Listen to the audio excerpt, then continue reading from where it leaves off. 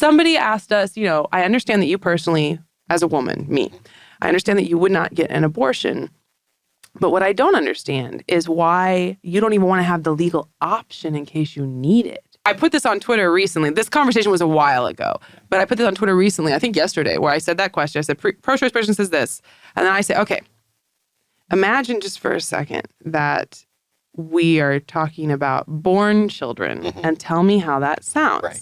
There were all of these responses that were like, but they're not born. But they're not. See, the key words are imagine and born because all your arguments are imaginary. And I'm like, do you guys know what an analogy is? The other response, and this I feel like is more what I'm trying to get at, is they'll be like, but I don't consider them the same. I'm like, dude, I know. You asked me what I thought. Like a decade ago, I did a podcast on the Friendly Atheist podcast. At one point, they asked me, why doesn't the pro-life movement just focus on education and support? Why does it have to be about the law? Right. Why can't you just, help people who don't want to do this and educate them? And I was like, okay, imagine in some dystopian other world, we're talking about 2-year-olds and not infants. Would you really be okay if there's like 1 million 2-year-olds being brutally killed every year? And people are like, can't you just educate people on why that's like a bad thing? Why do you have to make it illegal? What would you say? And the co-host was like, I don't give a shit.